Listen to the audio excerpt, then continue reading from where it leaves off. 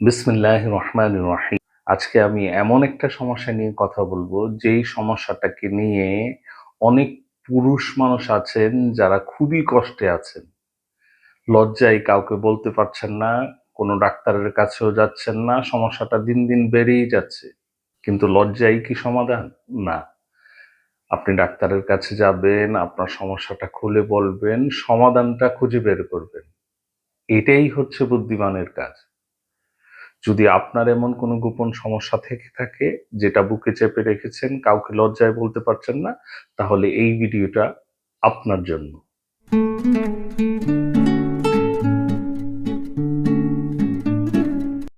আসসালামু আলাইকুম এভরিওয়ান। আমি ডাক্তার সাইদুর রহমান। আমার 20 বছরের হোমিওপ্যাথি ক্লিনিক্যাল এক্সপিরিয়েন্স থেকে আজকে আপনাদেরকে জানাবো পুরুষ মানুষের দুর্বলতা। পুরুষ মানুষের দুর্বলতা কেন হয়, কি কারণ, আর এর পার্মানেন্ট সলিউশন কি। সো আর দেরি না করে চলুন চলে যায় প্রথম প্রবলেমটা কি সেটা বুঝে নিই।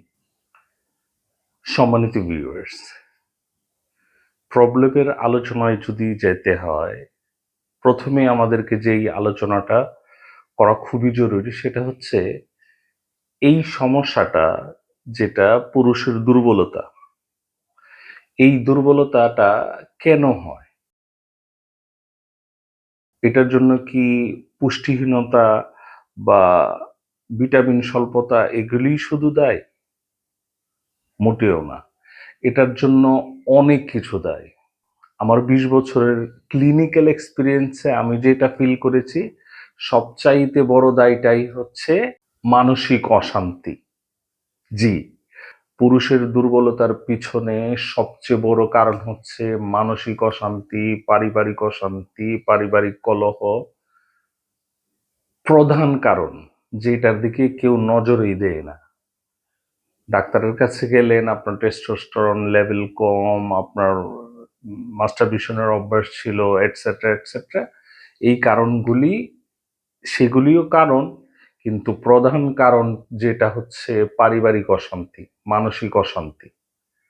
বাংলাদেশের প্রেক্ষাপটে একটা ফ্যামিলি, একটা ছেলে যখন বিয়ে করে, সেদিন থেকেই শুরু হয়ে যায় তার অমানবিক এক টেনশন, অমানবিক এক মানসিক যন্ত্রণা।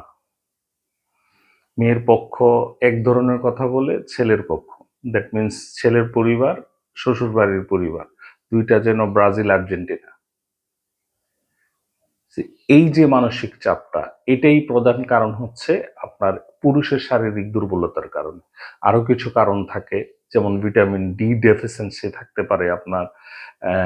আপনার অতিরিক্ত হস্তমিথুনের কারণে আপনার নার্ভগুলি দুর্বল হয়ে যেতে পারে, আপনার ব্লাড প্রেশার থাকতে পারে, আপনার ডায়াবেটিস থাকতে পারে। ওভারঅল এই যে কারণগুলি, এই কারণগুলি হচ্ছে প্রধান কারণ একটা পুরুষের শারীরিক দুর্বলতার জন্য। যদি আপনি আপনার রুটটা খুঁজতে পারেন, এই মানসিক অশান্তিটা, এইটাকে যদি ম্যানেজমেন্ট করতে পারেন, তাহলে বিশ্বাস রাখুন, আপনি আপনার পুরুষত্ব, আপনার শারীরিক শক্তি এবং মানসিক শক্তি দুইটাই ফিরে পাবেন। এখন চলুন সলিউশনের দিকে যাওয়া যাক। অ্যাজ এ হোমিওপ্যাথি ডক্টর, আমাকে সলিউশন দিতে হবে আমার ফিল্ড থেকে, আমার এক্সপিরিয়েন্স থেকে, আমার অভিজ্ঞতা থেকে। তাই চলুন চলে যাই হোমিওপ্যাথি সমাধানে, বা পুরুষের দুর্বলতার সমাধানটা কিভাবে পার্মানেন্ট, কোনো পার্শ্ব প্রতিক্রিয়া ছাড়া, শারীরিক ক্ষতি ছাড়া। আমার 20 বছরের হোমিওপ্যাথি ক্লিনিক্যাল অভিজ্ঞতা থেকে আজকে আপনাদেরকে পার্মানেন্ট সলিউশন দিতে চেষ্টা করব, যেটাতে আপনি মূলটা খুঁজে পাবেন, মূলটা উপরে ফেলবেন, পার্মানেন্ট একটা সলিউশন পাবেন। তো আমার সাথেই থাকুন।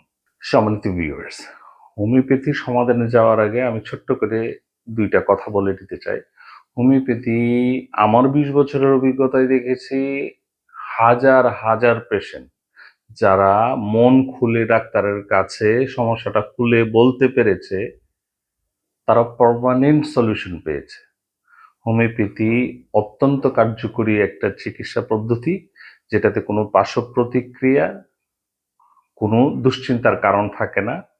এটা আপনার মূল থেকে কাজ করে, আপনার হরমোনাল ডিসব্যালেন্সগুলিকে ঠিক করে, আপনার ইমিউন সিস্টেমকে বুস্ট করে, আপনার ওন হিলিং সিস্টেম যেটা, আপনার নিজস্ব সুস্থতা প্রক্রিয়া যেটা, সেটাকে অ্যাক্টিভ করে আপনাকে খুবই ভালোভাবে ভেতর থেকে ঠিক করে। তাই আপনি যদি এই সমস্যার জন্য কোনো সলিউশন চান, একজন ওয়েল এডুকেটেড, অভিজ্ঞ, শিক্ষিত, রেজিস্টার্ড কোনো হোমিওপ্যাথি চিকিৎসকের শরণাপন্ন হতে পারেন। উনি আপনাকে এটার রুট কজ যেটা, সেটা মিটাতে চেষ্টা করবে, আপনাকে সুস্থ করে তুলবে ইনশাআল্লাহ। সো চলুন সমাধানে চলে যায়। হোমিওপ্যাথিক সমাধান হচ্ছে, এখন বাজারে সোশ্যাল মিডিয়ায় অনেক অ্যাড দেখবেন, একসাথে 3টা 4টা মেডিসিন দিয়ে কম্বিনেশন বানিয়ে আপনাকে নানান চটকদার ভালগার ল্যাঙ্গুয়েজ ইউজ করে আপনাকে আকৃষ্ট করে আপনার কাছ থেকে টাকা নিচ্ছে, টাকা হাতিয়ে নিচ্ছে। এটাকে চিকিৎসা বলে না, এটাকে চিকিৎসা বলে না, এটাকে বলে ব্যবসা। হোমিওপ্যাথি কখনোই, মনে রাখবেন, হোমিওপ্যাথি কখনোই কোনো রোগের চিকিৎসা করে না, রোগীর চিকিৎসা করে। একটা ডাক্তার যদি আপনার সাথে হাফ অ্যান আওয়ার টাইম নিয়ে কথা বলে, রোগলিপি না বানিয়ে, আপনাকে শুধু আপনার শারীরিক সমস্যা, আপনার শারীরিক দুর্বলতা এই ভেবে আপনাকে 3টা 4টা মেডিসিন সাজেস্ট করে আপনাকে দিয়ে দেয়, এগুলি ফ্রড। এগুলি প্রকৃত হোমিও ডক্টর না। তাই কনস্টিটিউশনাল হোমিওপ্যাথি চিকিৎসা নিবেন, ডাক্তারকে সব খুলে বলবেন, সে লিখবে, লিখে আপনার লক্ষণের সাথে, আপনার সাথে যেই মেডিসিনটা ম্যাচ করে সেটা দিবে, সেটা থেকেই আপনি ভালো একটা রেজাল্ট পাবেন এবং পার্মানেন্ট একটা সলিউশন পাবেন। সো আমার হোমিওপ্যাথির পিকের মধ্যে যেই মেডিসিনগুলি থাকবে, আমি শুধু ইন্ডিকেশনগুলি বলে দিব, সেই ইন্ডিকেশন অনুযায়ী আপনি এই মেডিসিনগুলি যদি ম্যাচ করে সেগুলি নিতে পারেন। কিন্তু বেটার হয় আপনি যদি কোনো ওয়েল এডুকেটেড হোমিওপ্যাথি চিকিৎসকের সাথে পরামর্শ করে মেডিসিনগুলি নেন। আমি নাম্বার ফার্স্ট যে মেডিসিনটা পিক করব, সেই মেডিসিনটা হচ্ছে এগনাস্টকাস্ট। এগনাস্টকাস্ট 30। এখন এগনাস্টকাস্ট 30 মেডিসিনটা কখন ইন্ডিকেট করে? নানান অনিয়মের কারণে, যাদের শারীরিক দুর্বলতা আছে, শরীর দুর্বল হয়েছে, ইচ্ছা শক্তি কমে গেছে, শরীর ঠান্ডা হয়ে গেছে, তাদের জন্য one of the best medicine হচ্ছে এগনাস্টকাস্ট। সাথে অন্যটা না, কিন্তু সাথে আরেকবার 2, 3টা 4টা মেডিসিন অ্যাড করে না, এগনাস্টকাস্ট তাদের জন্য। নাম্বার সেকেন্ড আমি যেই মেডিসিনটাকে রেখেছি সেটা হচ্ছে লাইকোপোডিয়াম 200। এখন লাইকোপোডিয়াম 200 মেডিসিনটা কখন ইন্ডিকেট করে?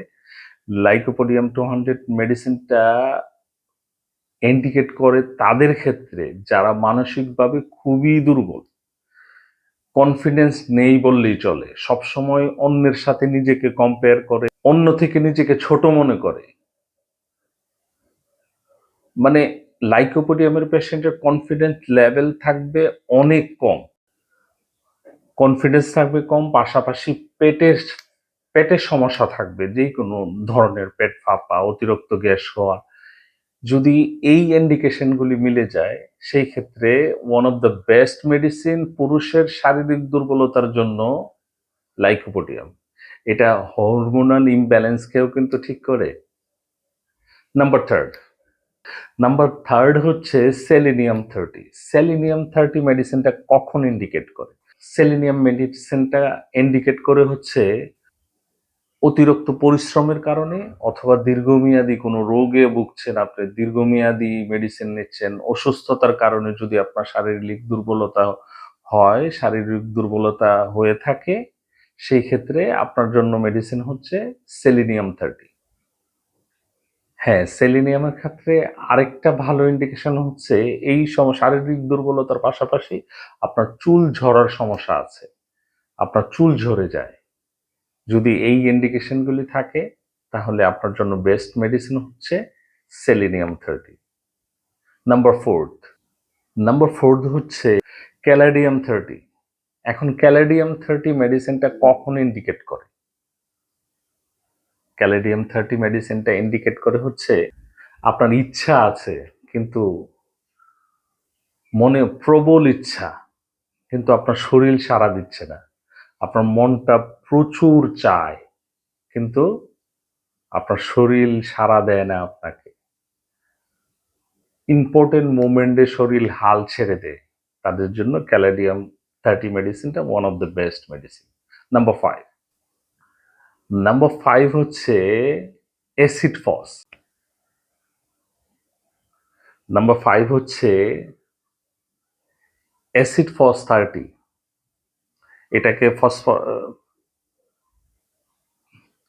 নাম্বার 5 হচ্ছে অ্যাসিড ফস 30। এটাকে ফসফরিক অ্যাসিডও বলে, বাট আমরা ইজিলি বা আপনার ফার্মেসিতে হোমিওপ্যাথি যে কোনো শপে আপনাকে অ্যাসিড ফস 30 মেডিসিনটা কখন ইন্ডিকেট করে? আপনার মানসিক অশান্তি, পারিবারিক কলহ, ব্যবসা মন্দা, সেই বিষয়েও আপনার অনেক অশান্তি, যদি পারিবারিক কলহ, মানসিক অশান্তি, নানান অশান্তির কারণে আপনার শারীরিক দুর্বলতা হয়েছে আপনি মনে করেন, তাহলে অ্যাসিড ফস 30 মেডিসিনটা আপনার জন্য one of the best medicine. Number 6 হচ্ছে স্টেপিসেগ্রিয়া। স্টেপিসেগ্রিয়া 200 মেডিসিন।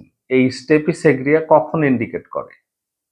স্টেপিসেগ্রিয়া ইন্ডিকেট করে হচ্ছে, স্টেপিসেগ্রিয়ার কি ইন্ডিকেশন হচ্ছে যে আপনাকে কখনো কেউ কষ্ট দিয়েছিল, সেই আঘাতের কারণে আপনি এখনো কষ্ট পাচ্ছেন, ওই দুশ্চিন্তায় আছেন। কে কখন আপনাকে গালি দিয়েছিল, কষ্ট দিয়েছিল, সেইগুলি ভেবে ভেবে আপনি নিজের ক্ষতি করছেন, শারীরিক দুর্বল হয়ে গেছেন। যদি পুরনো কোনো মানসিক আঘাত চেপে রেখে, পুরনো কোনো কষ্ট চেপে রেখে, পুরনো কোনো কথা ভুলতে না পেরে নিজে নিজে কষ্ট পাচ্ছেন, বুকের ভিতরে কষ্ট চেপে রেখেছেন, এই ধরনের ইন্ডিকেশন আপনার থাকে, তাহলে আপনার জন্য বেস্ট মেডিসিন হচ্ছে স্টেপিসেগ্রিয়া 200। সো এই ছিল আমার 20 বছরের অভিজ্ঞতায় best 6 peak of homeopathy medicine. এখন এই 6টা মেডিসিনই কি সব সমস্যার সমাধান হয়ে গেল? মোটেও না। আপনাকে একজন অভিজ্ঞ এডুকেটেড ডক্টরের শরণাপন্ন হতে হবে। সে আপনার সাথে যে কথা বলবে, সেই কথার মধ্যেই আপনার 50% সুস্থতা আছে। সেই কাউন্সেলিং এর মধ্যেই আপনার 50% সুস্থতা আছে। আর আপনার লাইফস্টাইল, আপনার ডায়েটের মধ্যে ধরেন আরো 30% সুস্থতা আছে। এটা আমি নিজে নিজে একটা ইন অ্যাভারেজ কাউন্ট করলাম আর কি। এটা কোনো স্টেটমেন্ট না, এটা আমার বোঝানোর জন্য। তো বাকি 20% কাজ করবে হচ্ছে এই 6টা মেডিসিন থেকে যে কোনো একটা মেডিসিন।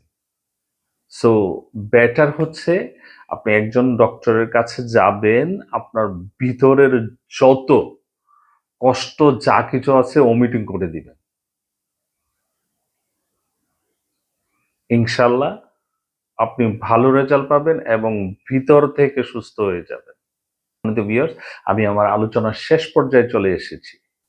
আল্লাহ সুবহানাহু ওয়া তাআলা আপনাদের সবাইকে অনেক অনেক ভালো রাখুন। আসসালামু আলাইকুম ওয়া রাহমাতুল্লাহি ওয়া বারাকাতুহু।